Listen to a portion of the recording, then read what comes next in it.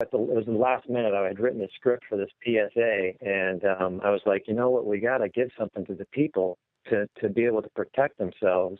In the meantime, if the government still delays on getting this stuff out of the water, and if they do delay, but we've notified the people on what they can use naturally to actually detoxify their bodies from fluoride and protect it from ongoing exposure, then we've kind of fixed the problem in a way, or at least halfway. And my take on that was, if we get 10 million people who find out about fluoride and start protecting themselves from it, and they get it out of their body, well, we know that means their pineal glands will start functioning. Right. And if that's our connection to the spiritual realm and spiritual, who we really are and our true essence, then we need to be connected to that. So we know that fluoride calcifies that gland and prevents it from working. And I liken that to a rabbit ears on the television. I mean, we used to have rabbit ears on televisions, and when the rabbit ears were on the television, we got the signal. We could see the picture and watch the movie on television.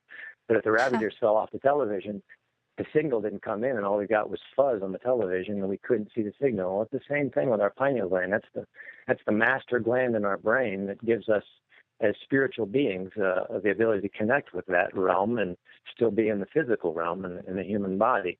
So again, if it's calcified and it's not working, then we're not nearly what our potential is. We're just mere shadows of it, really.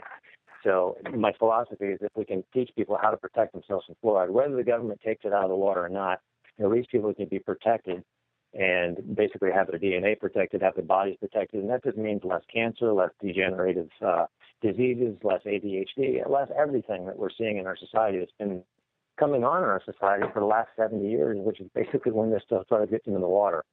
So if we just watch the trail, we can figure out why there's so much disease. And fluoride is the most corrosive element of all the elements on the periodic table of elements. So if you get near it, you're going to corrode. So that's what it does to the human body. So we need to teach people that. Right.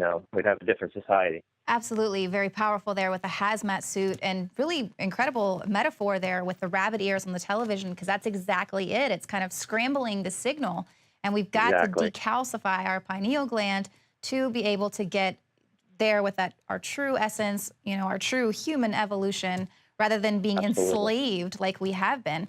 Well, the campaign launched November 4th. It's going to run for 60 days. It can be extended to about, I apologize. The campaign launched November 4th. It's going to run for 40 days, but it can get an extension to 60.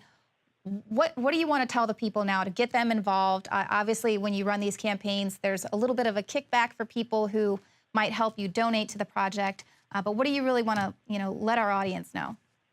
Well, we've got a bunch of, we call them perks on the Indiegogo campaign. Those are basically giveaways or incentives or gifts in exchange for your cooperation and your collaboration in helping us do this campaign. So, and they're things that really benefit you. It's not like we're sending you a picture of something that really doesn't make any difference. These are things that will make a difference in your life. These are all natural fluoride-free toothpastes.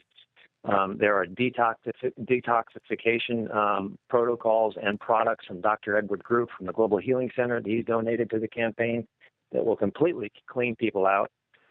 We've got superfoods on there that, basically are loaded with vitamins and nutrients that our normal food does not have. And those are not vitamins and nutrients and minerals that our body needs to actually protect us from fluoride exposure and exposure to other chemicals and metals.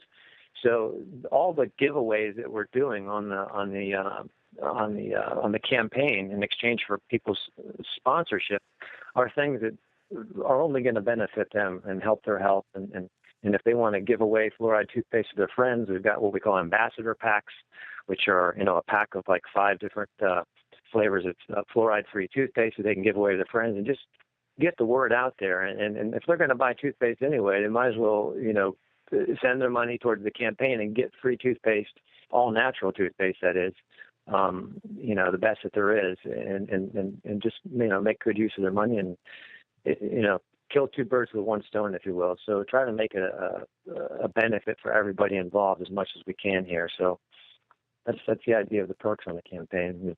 We're offering Fluoride Shield too, as well. It's basically the first time. It's the first line of defense. It's got everything you need to detoxify your body in there. So, for a donation, we'll send you a bottle of Fluoride Shield. and some fluoride-free toothpaste, and you're on your way. So. Yeah, it is really incredible. So either way, you're getting something out of it. And at the very least, you're helping to raise awareness, educate the public about the dangers of fluoride.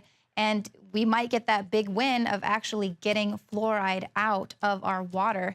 Also pretty interesting to note that I'm not sure if it's the particular fluoride-free toothpaste that you were using or giving away with this Indiegogo campaign, but it's kind of a coalition of these groups. There was another fluoride-free toothpaste maker that was donated more than $1 million to try and get labeling for GMOs. So there really is just this coalition of people who really care. People are really starting to band together and put their money for these good causes to fight the globalists, fight these people who would rather not educate themselves on the dangers of fluoride and just say, well, we've always been putting fluoride in the water. What's the big deal? What's the problem? Maybe Ed Begley Jr. in a hazmat suit will be enough to let people know that this is really dangerous. Absolutely. Some people say, well, why do I want to donate toward a campaign for Dallas or, some other city, and I don't live there? Well, the truth is we're all connected, and what you do for your fellow man is only going to come back to you. And if you help get the fluoride out of water in one city, especially Dallas, that's just going to create a domino effect to help get it out of your city's water. So, if you can contribute to this campaign, it's only going to come back to you in the long run. So please do what you can to contribute, and we'll make sure we get all the right perks out there to you to make it all worthwhile and help you. Absolutely. Well, Ivan Estevez of the Help Get the F Out campaign to end water fluoridation, thank you so much for joining us on the show tonight. And we will definitely do everything we can here at INFOWARS to support this campaign and educate the public. Well, thank you so much for doing what you guys can to get this message out there and create a victory for all of us. Thank you very much. Thank you. Well, there you go. You can go to the Indiegogo campaign, show your support, help them raise funds so that they can air this PSA during primetime television shows. Obviously, they want to start with Dallas, but that will just be the one major city. From there, it can fan out, become a national, if not global movement to help get the fluoride out of the water, help get the F out. And as always, we appreciate your support by becoming a Prison Planet TV subscriber. You can get instant access to all 18 years of content here produced by Alex Jones and crew. And of course, you can share your username and password with up to 11 people at the same time. And if you're watching us on YouTube, hit the subscribe button. Become a subscriber to the Alex Jones channel. We sure do appreciate it. It helps us run this operation. Thanks so much for tuning into the show tonight. Y'all have a great weekend, and we'll see you here Monday at 7 p.m. Central.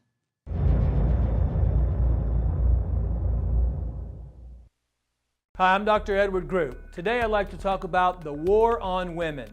You've experienced and heard about the benefits of super male vitality.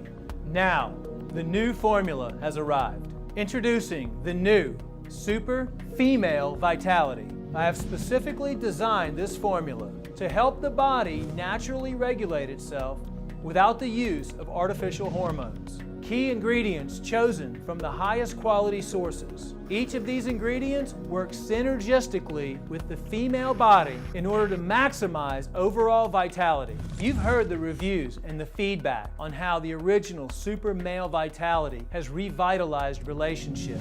Now, both the man and the woman can have the revitalization in their own bodies with Super Male Vitality and Super Female Vitality. Secure your Super Female Vitality today from our limited stock at InfoWarsLife.com.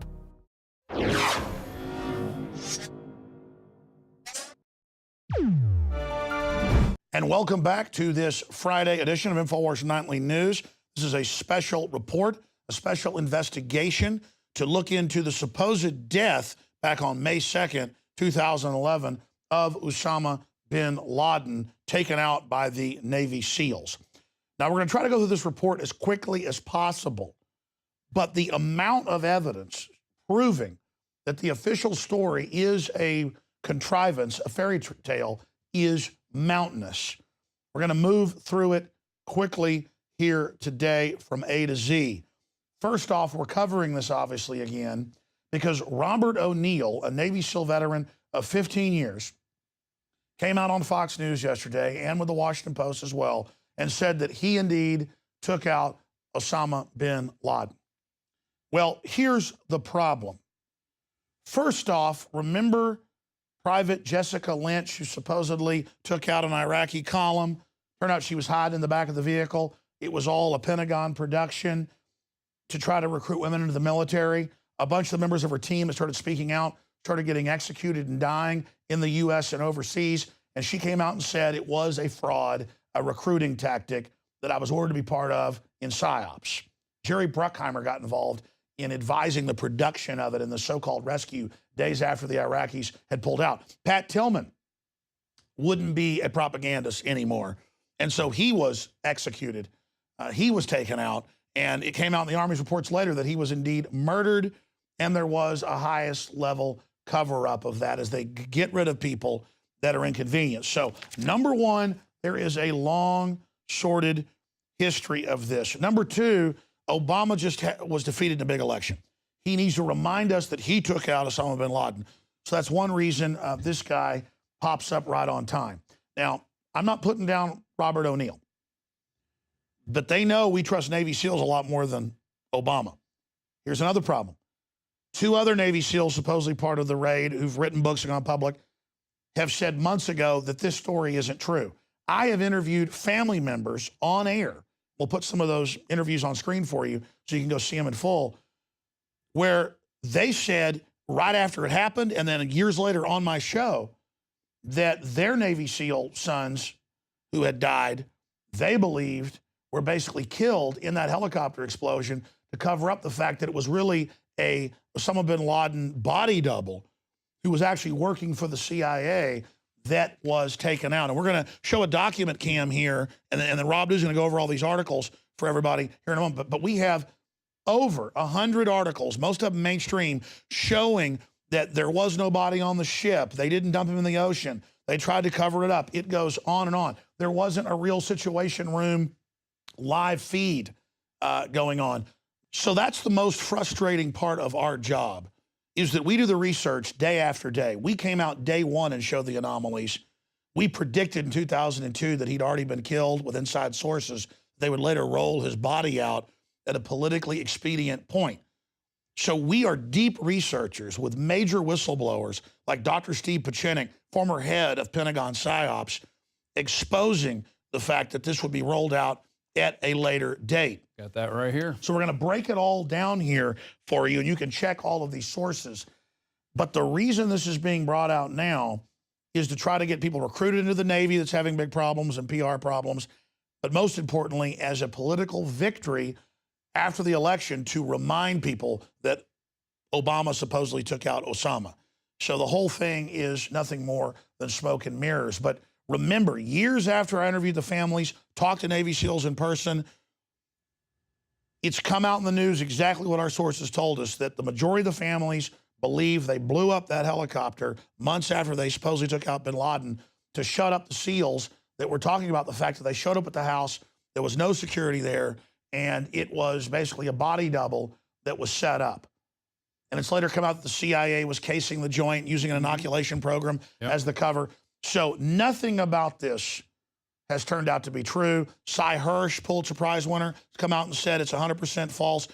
Rob I want you to walk through some of this, and then I'll get into some of the other angles. But again, it's hard to tackle a mountain of evidence like this showing that the official story is a fraud. But I think the biggest issue is all the Navy SEALs on his team are saying different things. They can't agree. And that's the thing. When you have a bunch of people telling a lie, they can't figure out what the truth is. So they're just going to say different things and then say, no, you're lying, you're lying. You've got a couple books written, SEAL Target Geronimo and No Easy Day, don't agree with each other at all. And these are published books. And they're supposedly interviews with the SEALs, interviews with the teams. One of them's even written by one of the SEALs on the raid who doesn't agree with Rob O'Neill about who was in there first and who actually got the shot off that killed bin Laden. Now, first thing, there's here we did back in 2011 in May, Paul Joseph Watson, 10 facts that prove the bin Laden fable is a contrived hoax. There you go right there. Before that, we published the fake Situation Room photos, which we're going to put up on the screen. We said they were fake. They admitted a week later they were fake. Exactly. We brought up the 10 facts that have now been brought out in Congress. Exactly. And then you have Obama coming out on a 60 Minutes interview and saying, we didn't even know if it was the Prince of Dubai in this compound. We weren't even sure. So They didn't even have the correct intelligence